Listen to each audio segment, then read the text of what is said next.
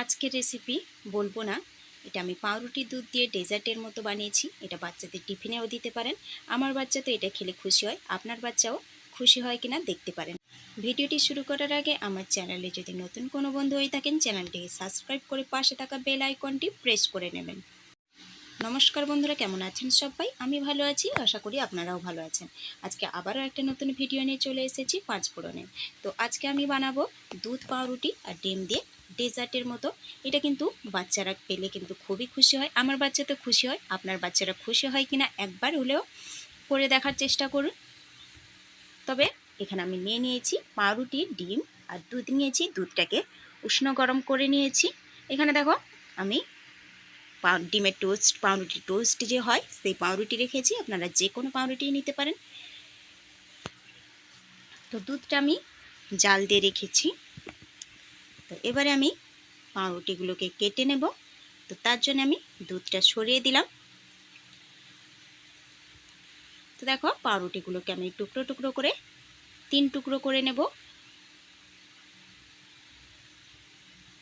এইভাবে কেটেছি। তো আর একটাও আমি কেটে নেব।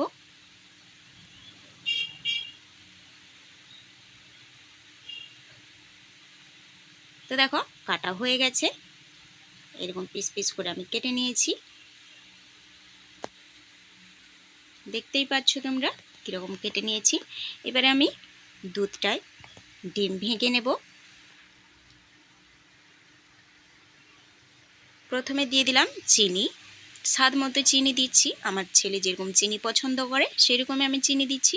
আপনাদের বাচ্চারা যদি মিষ্টি পছন্দ করে তাহলে মিষ্টিটা বেশি দেবেন, আর না হলে কম দেবেন। তবে হ্যাঁ, মিষ্টি বেশি থাকলে কিন্তু একটু বেশি পুড়ে যায় এটা, কারণ মিষ্টিটা যেহেতু থাকে সঙ্গে দুধ।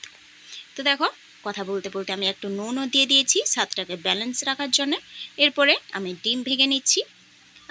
আমি এখানে 2টো ডিম ইউজ করছি, আপনারা চাইলে একটা ডিমও ইউজ করতে পারেন।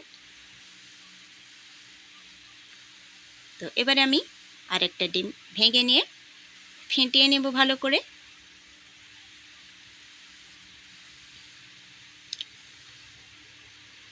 তো এবার আমি ভালো করে এটাকে ফেটিয়ে নেব।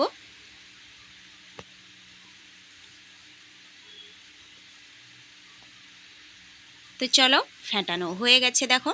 এবার আমি একটা প্যান বসিয়ে দিয়েছি গ্যাস জ্বালিয়ে। এবারে সাদা তেল দিয়ে দেব, অল্প একটু সাদা তেল দিয়ে দেব।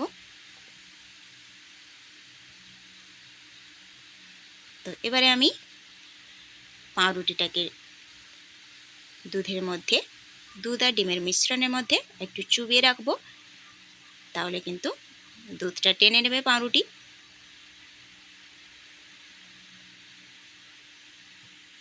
এবার আমি তুলে নেব আরেকটা দিয়ে।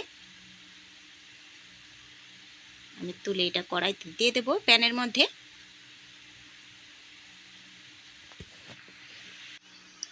তো আরেকটাও আমি সেরকম একটু ডুবিয়ে নিয়ে আমি প্যানে দিয়ে দেব।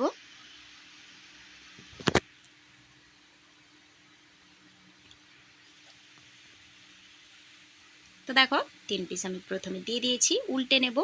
এটা কিন্তু আঁচটা কিন্তু হালকা রাখতে হবে, যেহেতু মিষ্টি আছে, চিনিটা আছে, একটু তাড়াতাড়ি ধরে যায়। তবে ধরে গেলেও কিছু না, সেটা একটু হালকা প্রেস করে করে ভালো করে এপিট ওপিট করে আমি লাল করে কিন্তু ভেজে নেব। তো দেখো এই 3 পিস কিন্তু ভালো করে আমি উল্টে উল্টে ভেজে নিয়েছি। সেম প্রসেসে আমি বাকিগুলো ভেজে নেব। তো দেখো আবারও আমি 3 পিস দিয়ে আমি ভেজে নিলাম।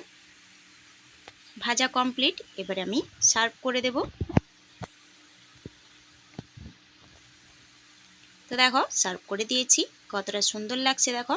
একটু পোড়া দেখালেও এটা কিন্তু কিছু না, এটা পোড়া হবেই, কারণ চিনি আছে, একটু লেগে যায়। তবে তেমন কিছু লেগে যায়নি, খেতেও কিন্তু অসম্ভব সুন্দর হয়। ছোট কেন, বড়রাও কিন্তু খেতে পারেন। তো আমার ছেলে কতটা খুশি হয়েছে বুঝতেই পারবেন দেখলে। ও এটা নিজের হাতে খেয়ে নেয়, ওটা খাওয়াতে হয় না। তো আমার মনে হয় আপনাদের বাচ্চাদেরও এরকম করে দিলে অবশ্যই খুশি হবে।